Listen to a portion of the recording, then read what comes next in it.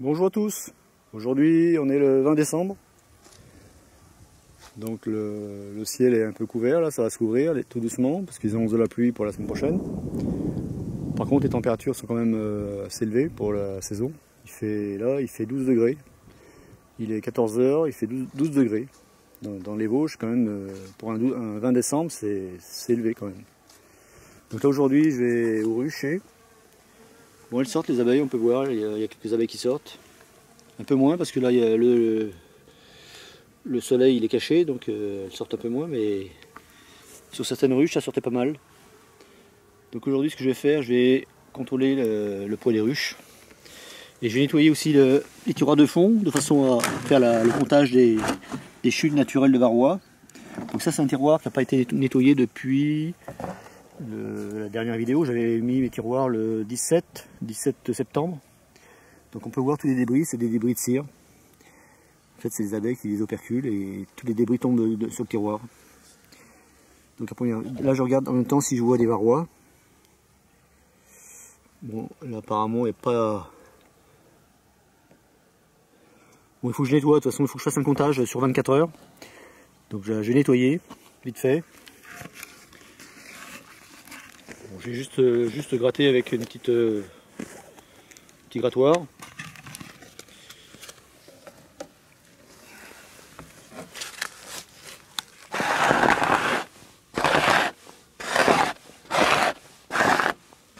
J'ai posé la caméra. Donc moi je gratte avec légèrement, j'enlève tout ce que je peux enlever.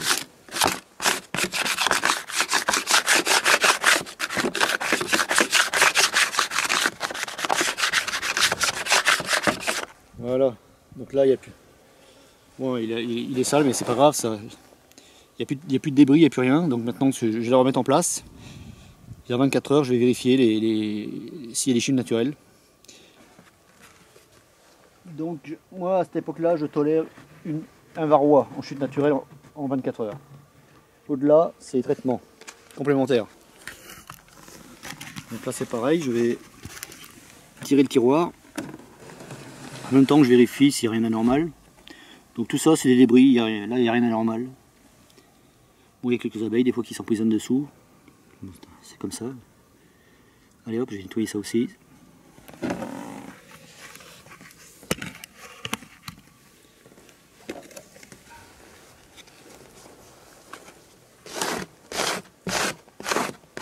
Moi les tiroirs je les mets en place juste au moment du traitement de fin d'été.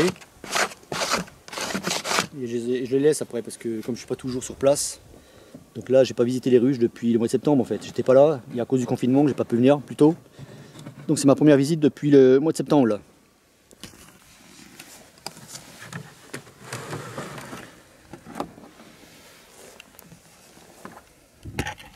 Donc c'est pareil, je l'ai déjà dit dans une vidéo, moi je fais des trous au niveau du tiroir de façon à évacuer l'humidité, toute l'eau qui se trouve. Parce que le chaud et le froid bien entendu ça fait la condensation et toutes ces condensations se transforment en eau. Et s'il n'y a pas de trou, c'est l'humidité qui va être néfaste pour les abeilles. Donc moi je fais des trous partout. Vous allez me dire que c'est un peu dommage, les tiroirs tout neufs, les percer comme ça, mais bon, il n'y a rien de tel. Je fais des rangées de trous tout autour du tiroir. Voilà, comme ça l'eau elle reste pas, il n'y a pas de problème. Ça protège pas mal quand même les tiroirs parce que même mes ruches moi sont sur des parpaings. Ils sont quand même surélevés et ça évite que le vent s'engouffre en dessous.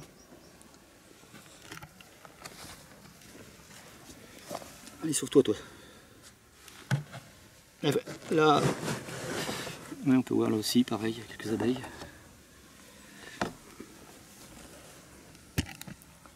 Donc, on peut voir la position de la grappe, elle se trouve au milieu là, pratiquement. Je regarde si je vois des varroas, non. De toute façon, ce qui va déterminer, c'est les chutes. Ce qui va déterminer, c'est les chutes naturelles au bout de 24 heures. Et comme je disais, c'est le moment idéal. Les températures sont pas trop basses. Donc là, les abeilles sont pas grappées. Donc s'il y a des chutes, là, ça va tomber. Donc je continue. Donc c'est important quand même de faire un comptage comme ça, à cette époque. Ça permet d'estimer l'infestation et ça permet aussi de savoir si le traitement qui a été fait en fin d'été a été efficace. Parce qu'il ne faut pas laisser une colonie avec trop de varroa en hiver, parce que la population d'abeilles elle a diminué pas mal. Donc on risque de retrouver des colonies complètement infestées au printemps. Et ça va avoir une répercussion sur la santé de la colonie, parce que les varrois, les femelles vont se mettre dans le couvain au printemps. Elles vont infester tout le couvain. Et après la population de varrois va augmenter. Un nombre important. Donc là c'est pareil, je vérifie là, c'est collé. Donc là pareil, on voit bien les débris. Je regarde à peu près comme ça. Non, il n'y a pas de varroa.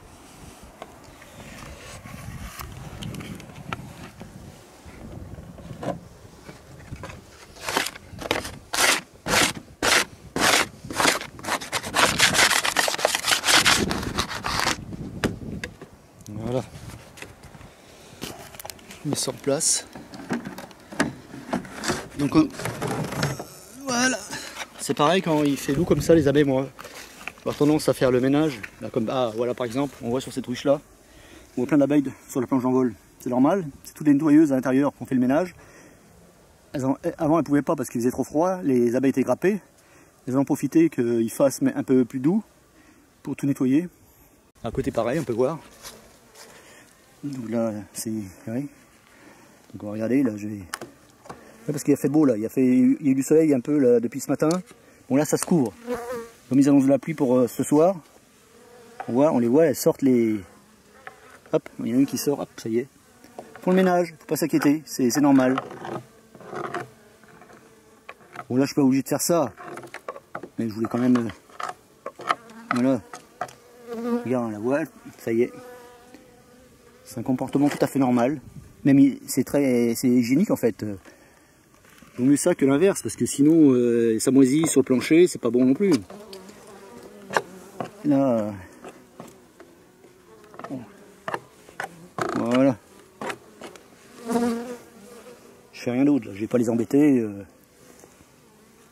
Je remets tout de suite la portière. Surtout, faut pas oublier les portières à cette époque-là, parce qu'au moment, si ça se refroidit, les abeilles vont se mettre en grappe, et après, les souris peuvent rentrer, elles peuvent faire des dégâts importants.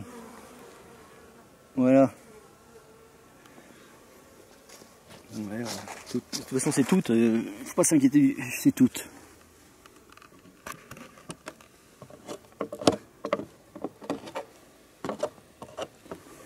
Moi je passe comme ça, j'enlève le plus gros pour pas que ça colle.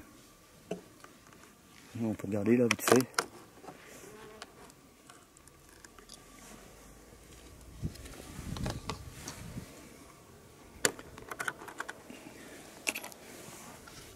Oh, il n'y a rien. Ouais. Il n'y a rien. C'est bon, je referme. Je peux les embêter plus longtemps. Bon là je le fais parce qu'il fait pas froid comme je dis. Il fait 12 degrés donc ça ne dérange pas du tout. Là, elles sont pas en grappe les abeilles là. Demain matin ils annoncent 8 degrés et l'après-midi 13 degrés donc. C'est des températures de printemps ça. Et toutes les ruches, on peut voir là, toutes les ruches c'est pareil. Là j'avais pas de plancher avec un planche d'envol parce que c'était un essaim que j'avais capturé.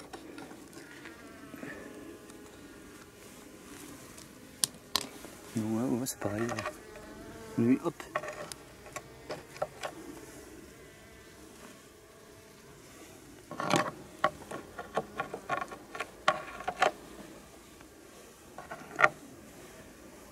Celle-là, j'avais mis des partitions. 2 partitions chaudes. On va les regarder pour voir.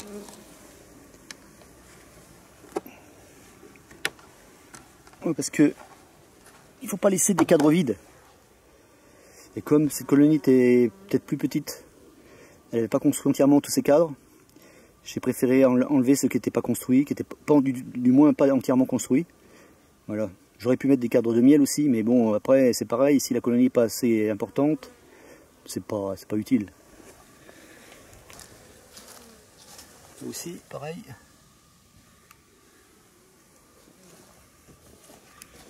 Bon, pour un débutant, ça peut être impressionnant, d'accord, parce qu'il se dit, ça y est, ma colonie va mourir, mes abeilles sont en train de mourir. Et en fait, il faut comprendre que les abeilles, elles meurent toute l'année. Donc l'été, elles meurent dans la nature, donc on ne les voit pas dans la ruche.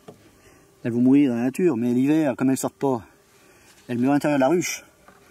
Et dès l'instant que le temps le permet, s'il ne fait pas trop froid, les nettoyeuses, elles vont évacuer tous ces cadavres de la ruche. On en voit là plein. Là, je ne suis pas obligé de le faire, elles sont capables de le faire. Bon, je le fais parce qu'en même temps, ça m'amuse. Voilà. Ce qu'il faut pas, par contre, ce qu'il ne faut pas, c'est voir carrément un tapis d'abeilles au fond. Si on voit un tapis d'abeilles, là c'est mauvais signe. Là, il y a un gros problème.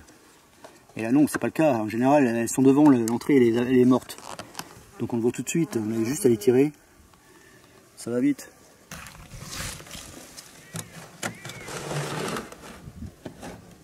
Là, pareil.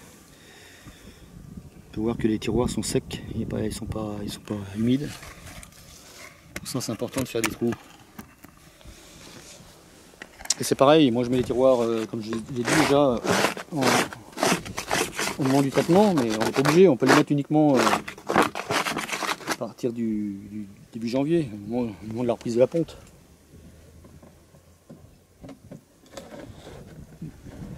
On a l'habitude de les mettre comme ça, terminé. J'ai jamais eu de problème, pas changé. Donc celui-là c'est bon aussi, elles sont là. On va aller voir les dernières là-bas.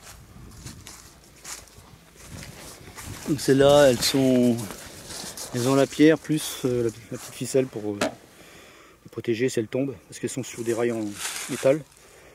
Donc l'année dernière j'ai vu les sangliers qui étaient passés pas loin, juste devant là. C'est facile de renverser les ruches ici. Parce que ça glisse sur le métal, c'est ça le problème. Par contre c'est emmerdant parce que j'ai oublié d'enlever la ficelle pour vérifier. Oh, je vais juste vérifier le poids là. Par contre là, sur les rails, j'évite la pesée arrière parce que là, quand je fais un basculement, la ruche elle pose trop à l'intérieur en fait. L'idéal c'est de faire pivoter, de basculer sur la paroi. Faire pivoter sur la paroi, la face avant. Là elle est trop. Le point de bascule est trop en arrière. Donc dans ces cas-là, je fais juste une pesée de chaque côté. Ici je prends et je soupèse comme ça. Donc là je soupèse aujourd'hui. Je vois à peu près. Non c'est bon, il y a assez de miel. Au départ, quand on débute, la meilleure façon d'estimer les réserves, c'est de peser. Connaître à peu près. Donc moi, pour avoir une pesée, pour connaître à peu près si mes pesées étaient viables surtout, j'ai pesé une ruche vide. C'est comme ça que j'ai estimé après les réserves. Parce que suivant aussi le type de peson que vous avez utilisé, la valeur sera peut-être pas la même. Et suivant aussi le point de bascule. Le point de bascule, c'est quand vous levez la ruche, c'est le point sur lesquels la ruche va pivoter. Donc c'est important, suivant il est placé, le poids sera pas le même. Donc tous ces critères-là, il faut les prendre en compte. Donc c'est pour ça, moi quand je donne des données, des poids, c'est pas forcément à prendre à la lettre. Donc là on est le lendemain, on est le 21 décembre. Donc hier j'ai nettoyé les tiroirs pour vérifier les chutes naturelles au bout de 24 heures. On va regarder.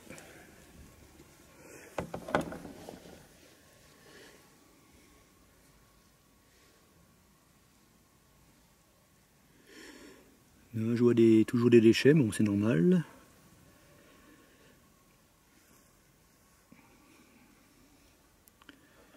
Non, aucun marois là pour l'instant. Je regarde sur les côtés, sur les bords aussi, ça peut arriver qu'ils se déplacent. Ici aussi.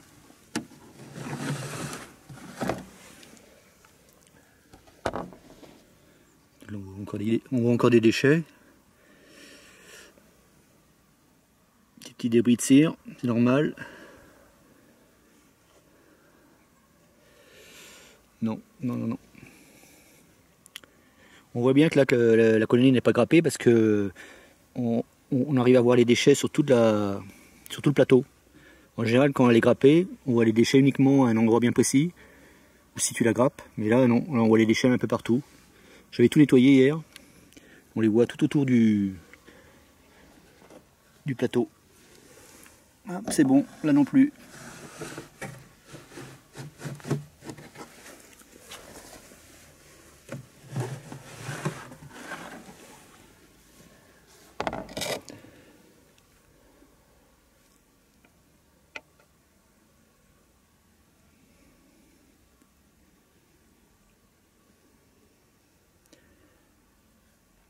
Donc là pareil, on voit tous les déchets, elles ont bien travaillé là, tout autour. Je sais pas ce que c'est ça, c'est quoi ça? C'est pas un varroa. Ah. C'est quoi ça? Ça saute.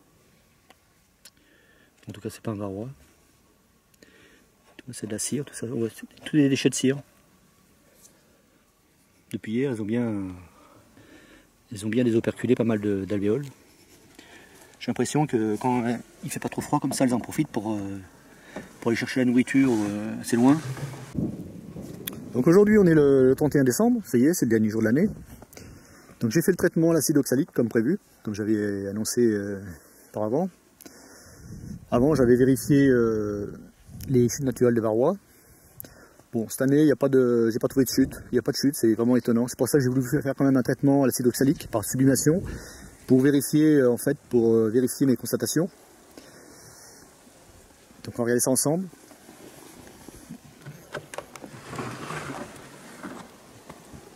Donc là on retrouve sur le tiroir on retrouve les débris, c'est normal.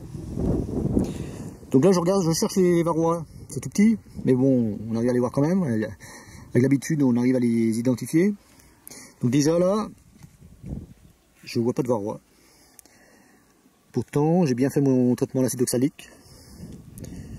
Bon, là c'est de l'acide oxalique ça, je crois, oui. Donc moi j'utilise le traitement par la méthode par sublimation. Bon, il y a plusieurs méthodes, il y a la méthode par dégouttement. Après c'est un choix personnel, c'est tout. Donc là il n'y a pas de varrois.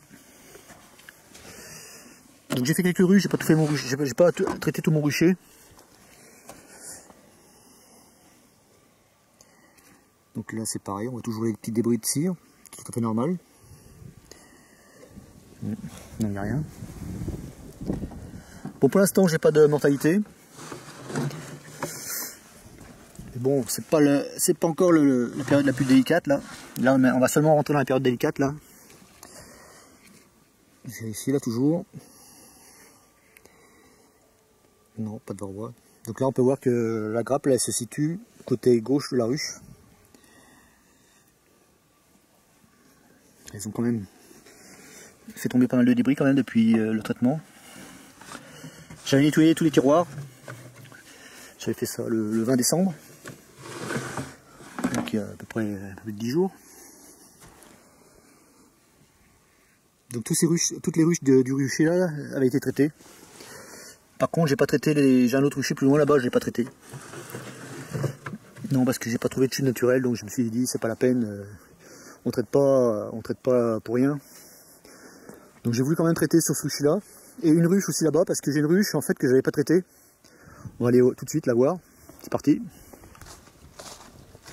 Donc c'est pareil, il y a un petit changement ici. Avant il y avait un épicéa, mais malheureusement à cause de la sécheresse et des scolites, il a séché. Donc il a fallu le couper. À la place, là j'ai repiqué des acacias. Je pense repiquer aussi autre chose ici devant pour protéger. Parce que là les ruches là, elles sont plus protégées. Le nord il est juste de ce côté là. Donc bon, pour l'instant il fait pas très froid. Comme aujourd'hui il fait 4 degrés. Ça risque de se refroidir à partir de demain, 1er janvier. Ils annoncent des températures négatives et en plus de la neige. Donc là on va arriver à la ruche. Ouais. Donc ça c'est une ruche que j'ai pas traitée. Là celle-là là. On peut voir en fait c'est pas une ruche, il y a 2 hausses. J'ai mis 2 hausses. C'était la fameuse la reine qui était dans une haussette que j'ai voulu utiliser pour mettre sur une ruche, mais au final que j'ai pas utilisé parce que je me suis aperçu au dernier moment qu'il y avait bien une reine dans la ruche. J'ai pas voulu remettre ça dans la haussette Bon, c'était déjà dans une hausse, j'avais tout mis dans une hausse. Il y avait 9 cadres. C'est des hausses 9 cadres. Donc je voulais pas remettre tout dans la haussette. Parce qu'on risque de trouver les abeilles. Ah, voilà, ouais, ils sont même pas en grappe. On voit les abeilles, sont... Là on voit les... J'ai mis 2 partitions de chaque côté. Donc en fait la colonie se trouve sur 1, 2, 3, 4, 5, 6 cadres de hausse que du miel au-dessus. Et en dessous du couvain, il y avait 3 cadres de couvain et il y avait du miel aussi. Donc c'est pour ça que j'ai voulu remettre tous les cadres en fait en configuration verticale, si je préfère. Pour les abeilles, c'est plus facile d'accéder aux réserves que de se déplacer d'un côté à l'autre, c'est moins évident. Donc on va aller voir s'il y a eu des chutes. Elle a eu droit à son traitement quand même, celle-là. Parce que je pense forcément il y a des chutes. On va voir ça ensemble. Donc on peut voir les débris de cire. On voit là il y a un varroa, là aussi, il y en a pas mal là. C'est tout à fait normal. Cette colonie n'a pas eu droit à son traitement, étant donné que je comptais pas la garder. On en voit. Bon, il n'y en a pas énormément, mais il y en a quand même. Donc j'ai fait un traitement à l'acide oxalique par sublimation. Voilà. Donc ça tombe. On voit la colonie se trouve au milieu. On les voit bien les varrois là. Il y en a quand même pas mal. Sur le côté aussi. Ça a été efficace quand même. Pourtant, j'avais contrôlé les chutes naturelles, j'avais rien vu pour cette ruche là. Il n'y avait pas de chute naturelle. On les voit là aussi. Oui.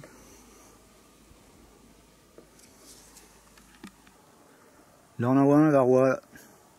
C'est un petit acarien. C'est pas bien gros. Voilà. Donc cette année en fait, il n'y a pas trop d'infestation. Je pense que c'est dû à la rupture de ponte de fin d'été, ce qui a permis que le traitement que j'ai fait en fin d'été soit vraiment efficace.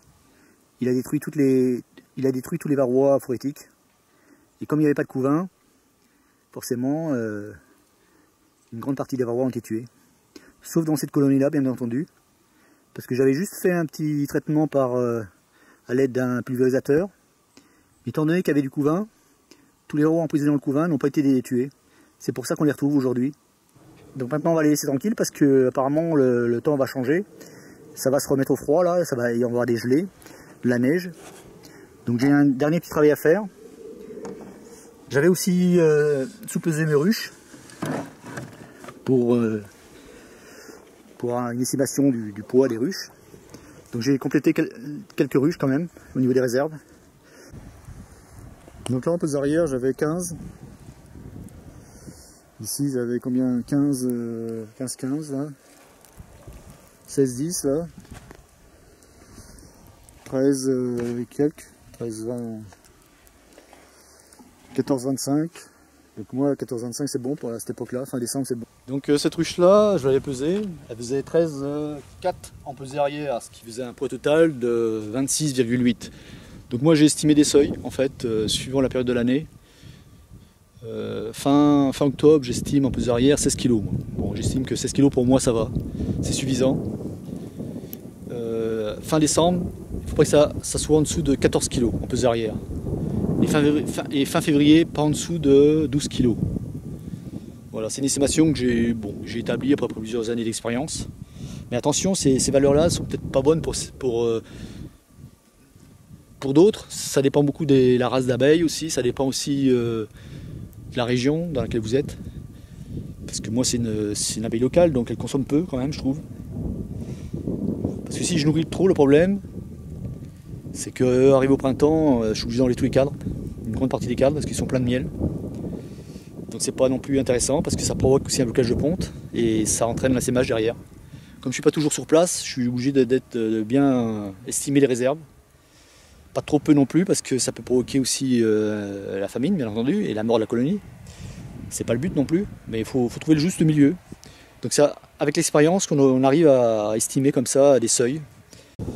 Cette ruche là était à 13,4 en pesée arrière, donc j'ai complété. Donc là Donc cette année j'ai utilisé du miel de printemps. Donc voilà, le miel il est là. Donc, par contre il est un peu plus mou que d'habitude, parce que chez nous il n'y a pas beaucoup de colza. Donc quand j'ai un champ de colza ça va parce que le miel il est dur, mais c'est rare. Donc là je suis obligé de remettre parce que je mets ça dans une poche en plastique. Donc je mets ça dans une poche en plastique, moi, le miel. Voilà, donc c'est du miel de printemps. Parce que là on voit, elles ont déjà consommé déjà. Attends, je vais prendre la caméra.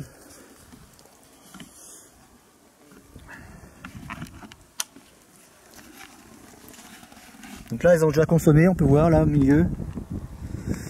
Donc le problème, plus elles vont consommer là, et plus il y a un risque d'affaissement du plastique. Donc je vais mettre un petit accessoire qui permettra d'éviter que le plastique bouche le trou. Donc je ne le fais pas tout le temps, mais comme cette année le miel est un peu liquide, pas liquide mais un peu mou, j'ai peur que... Voilà, c'est ça, c'est un tube qu'on utilise pour l'électricité, tube Hiro. J'ai percé des trous de 8 mm, j'en ai percé plusieurs parce que ça dépend de quel côté se trouve le plastique, sur plusieurs étages aussi. J'ai mis une butée pour éviter que ça vienne trop descendre reposer sur les cadres. Donc ça s'arrête à fleur du nourrisseur en dessous. Ça empêche le plastique de venir boucher le trou du nourrisseur. Donc là je vais la poche elle est là, la poche. Là, on voit les abeilles là qui sont là.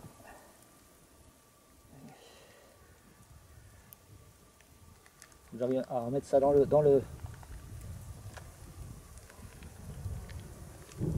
Voilà. Elles sont bien vivantes. On les voit. Allez, rentrez les petites, rentrez. Restez pas là parce que vous allez vous faire emprisonner. Allez, toi aussi, rentre. Allez, hop. Toi aussi. Oh. Allez. Voilà. Voilà. Comme ça, le plastique va pas venir boucher le trou du nourrisseur. Bon, je fais pas ça tout le temps. Quand c'est du candy, je le fais pas parce que le candy est assez dur quand même. Mais là, c'est assez souple quand même. La consistance est assez souple. Donc, je voudrais pas que ça bouche en fait. Donc là, elles vont pouvoir monter dans le tube et par les trous, elles vont pouvoir accéder au miel. Allez, voilà. Je referme. Donc je fais ça parce que je suis pas là pendant quelques mois là, donc 2 mois au moins. Donc pour être sûr qu'il n'y a pas d'obstruction du trou, je préfère mettre ça. Mais si vous êtes tout le temps présent sur place, c'est pas utile. Vous pouvez contrôler de temps en temps et si ça se bouche, vous enlevez l'eau. Donc là c'est pareil, là j'ai fondu mes opercules il n'y a pas longtemps là, hier. J'ai profité du radoucissement pour fondre les opercules. Donc je laisse refroidir la cire, parce qu'elle est liquide la cire, donc je ne peux pas la rentrer tout de suite.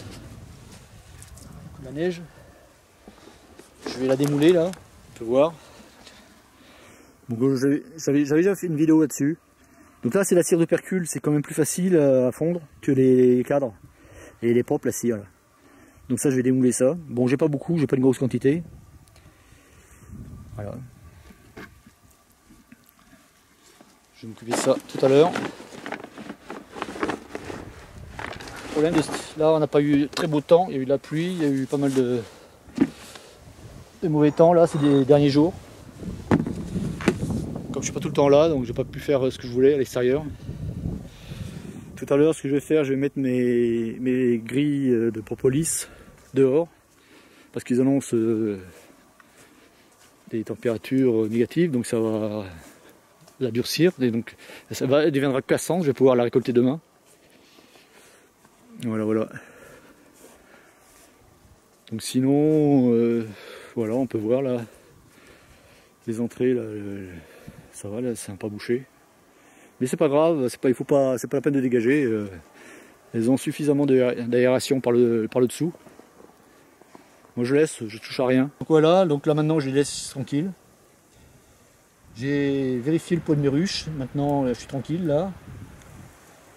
La prochaine fois ce sera fin février. Là, normalement, je touche plus. Là, je ne dois plus toucher aux ruches jusqu'à fin février pour un contrôle du poids. Voilà, voilà. En espérant que tout se passe bien, que j'ai pas trop de casse. Pour l'instant, j'ai pas de colonies mortes.